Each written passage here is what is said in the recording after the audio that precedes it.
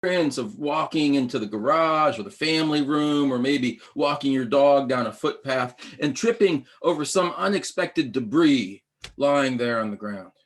Maybe even falling down, twisting an ankle, or hurting a knee.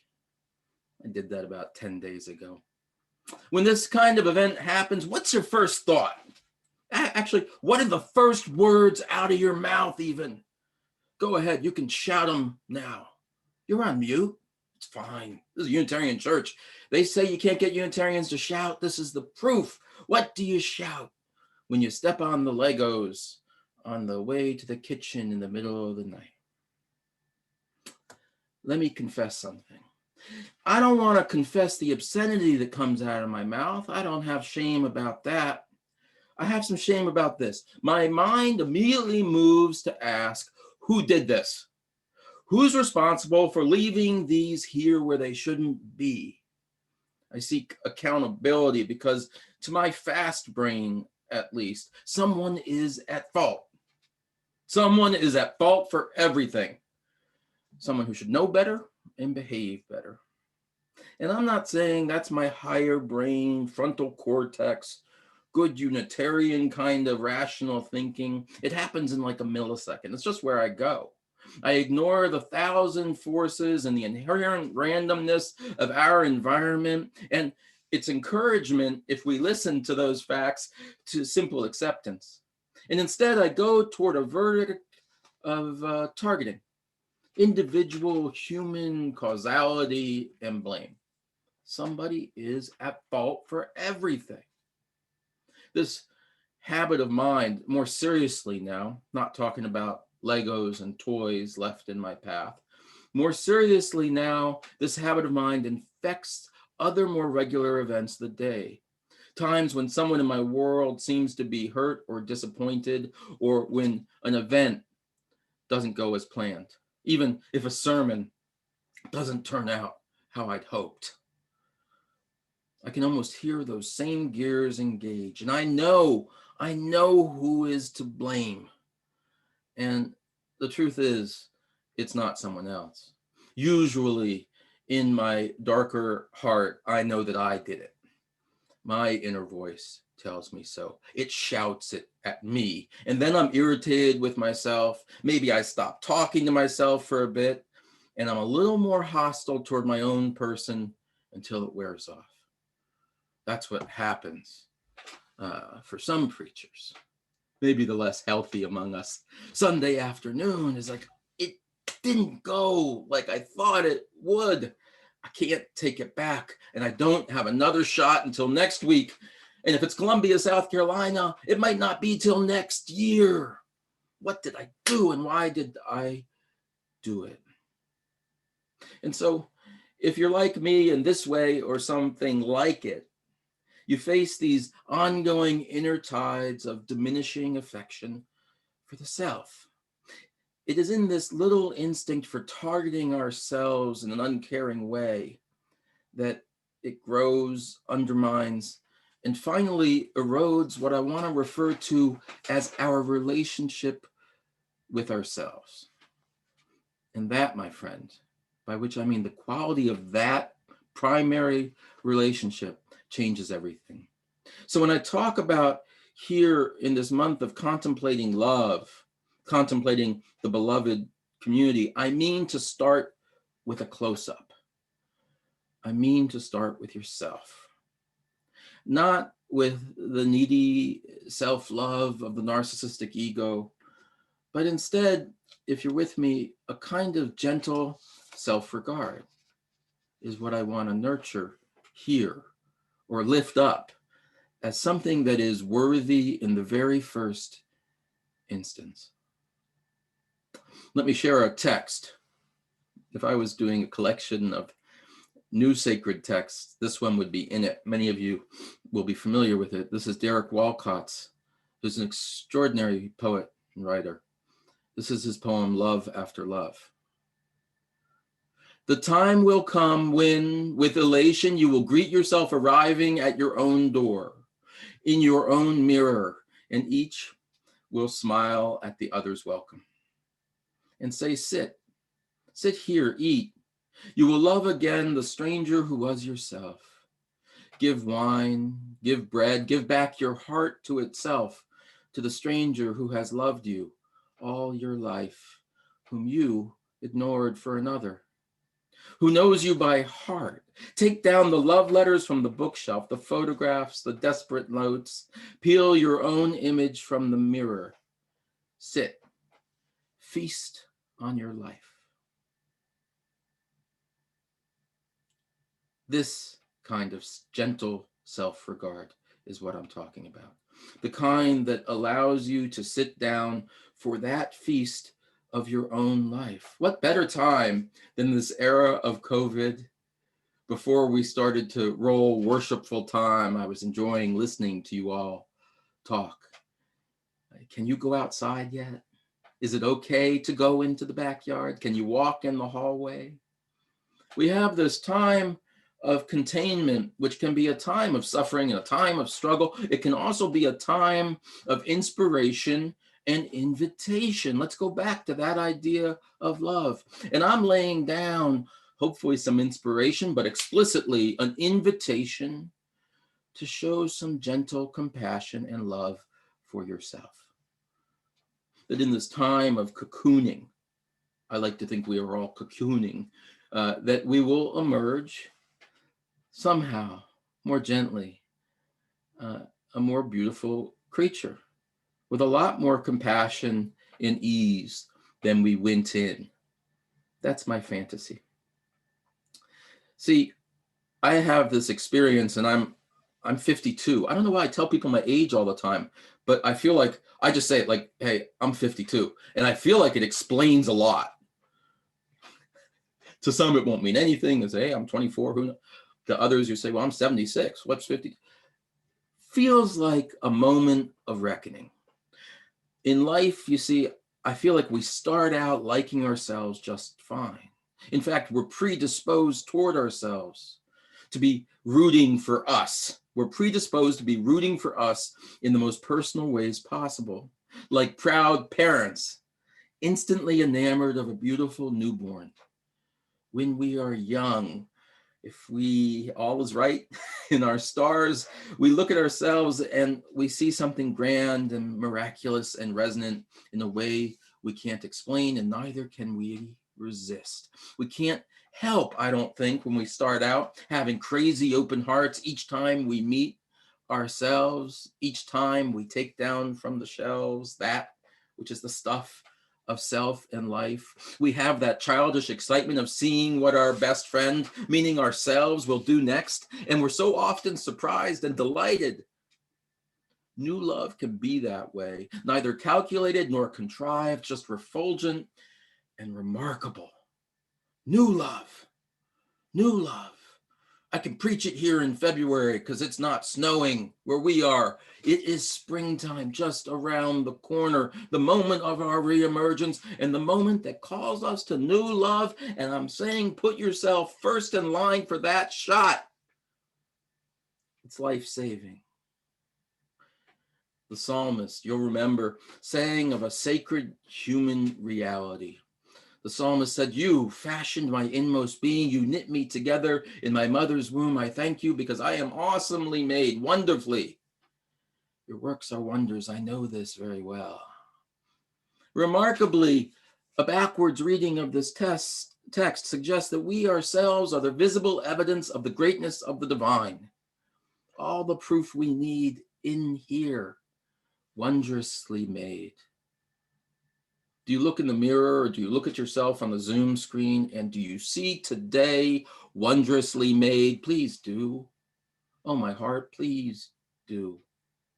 It is our very Unitarian tradition, I believe, to pick up on this grace note and recognize what we are and what we have in our origin and at our core being essentially good. We have been the heretics, let us not forget, who have borne witness to the goodness of the world and the absolute goodness within each person and the potential for magnificence when we get together and work together and make something with intention. The potential for magnificence, Don't let us forget that in this time of lockdowns, viruses, and too much Zoom. Potential for magnificence. We are blessed. We don't need to cognitively understand that. Just know it. Be fed, be lifted up by it, because it is our legacy. This knowledge and the celebration of it is not the sinful human defect of ego and selfishness, as some doctrines would have it, but the singular yet fragile gift from which all other possibilities flow. So we have these crazy open hearts toward ourselves. They were gifts by grace in my book, and they were gifts that existed at first, but over time are gifts that can dissipate, right? New love is one thing. Courtship is one thing. Marriage, long marriage, sometimes can be something else. We expect so much, maybe most of all, of ourselves. We set out all kinds of hopes and expectations, and then so often we let ourselves down. The Sunday sermon effect, 1 p.m. I could have done more. I could have done better. Over time, we get beat up in this relationship with ourselves.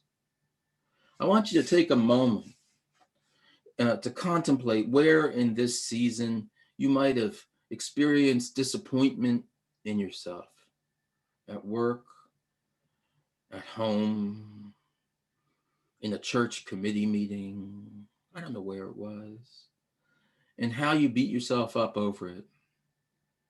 Now, would you stand for that in any other relationship in your life? I hope not. I hope not. You don't deserve that. And in reshaping your care for yourself, I want you to look to the power of being compassionate for yourself. Like that parent for a newborn child. Don't lose that just because you're a little longer in the tooth now. Keep that love and that pride going. The relationship with yourself is one you cannot give up on. It should be a marriage that gives life. Because the truth is this, it's a marriage for a lifetime, and it's lasting whether you want it to or not. Here's another hard truth. It's an arranged marriage, dealt to us through birth until death do us part.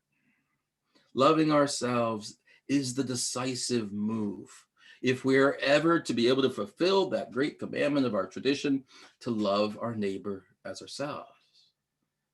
Oh my gosh, I wouldn't wish it on my neighbor on some days. The way I treat myself, the way I judge myself. We have to do our work at home before we go next door. It is in the Buddhist prayer tradition to begin with the self. May I be peaceful. May I be happy and light in body and spirit.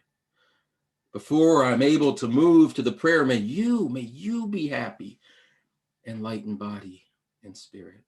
May the world be happy and light in body and spirit. In these prayerful wishes, compassion and loving kindness must be cultivated first in the self.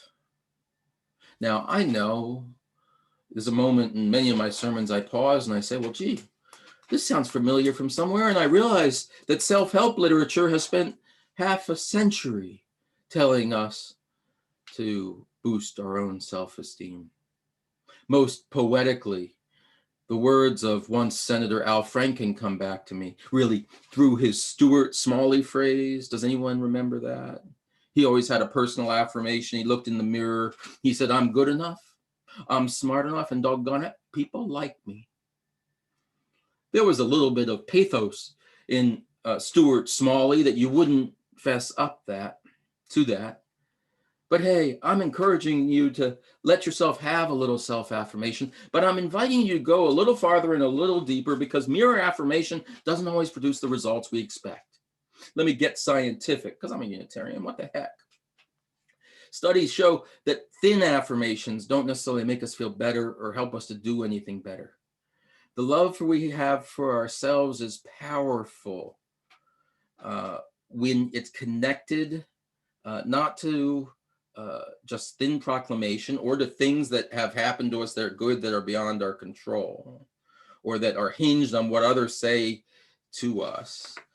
Affirmations are meaningful when they're rooted truly and deeply in our own story, the part we're actually responsible for, and the way we choose to exegete, biblical phrase, the way we choose to interpret the text of our lives. There are a couple principles here. The first one is the value of bearing simple witness to our own pain with an eye for an essential goodness. That's the ability to see pain without blame, I was talking about in the first part of this sermon. The second secret is to get beyond that, to not only stop blaming yourself and having a toxic relationship with yourself, but to see the sustaining heroism in your own story. Are you a hero in your own story? Are you able to see the heroism in your morning? It's only 11:44 a.m. Have you had heroism today? I know you have. If you look, maybe you haven't bothered yet to read the story of this morning. And for some, the heroism involved getting out of bed and getting showered and dressed. For some, the heroism was gentle outreach to your child. For some, it was coming to a new church for the first time, leaving your camera on so people can see you. There's heroism in what you do. There's a psychologist, wonderful book called The Redemptive Self.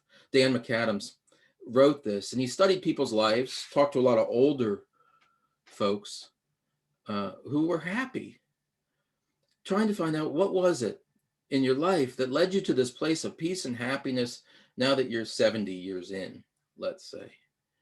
And what he found was that the happiest people were the people who had found space to be what he called generative, the people who were world builders, the people who were able to show their love through actions. And the secret of those people was not that they were better people or were born good people, unlike some of us who were born ill-equipped to do such things. That's not the secret. The secret was they were able to see the meaning in their own actions such that they were inspired to go further. They were able to read their own lives with an eye for the heroism disclosed in it. The work of your past week has to matter. You have to recognize that if the work of your next week is going to be life-giving for the people around you, and not for nothing for you yourself, and not for nothing for this church community. That's the simple secret. An exercise I'll send you away with for this month of love. Make a list. Get out your journal. I usually have my journal nearby. I hope you all have journals. That's a wonderful practice for this time of COVID lockdown. Make a list of the hardest times in your life, times you were knocked down or never given a fighting chance in the first place. And then realize how far you've come from there. Re-walk that path from that hardship into the life that you're experiencing now. Recognize that you did that. Love yourself for it. How can you not love the hero of that story you just told yourself?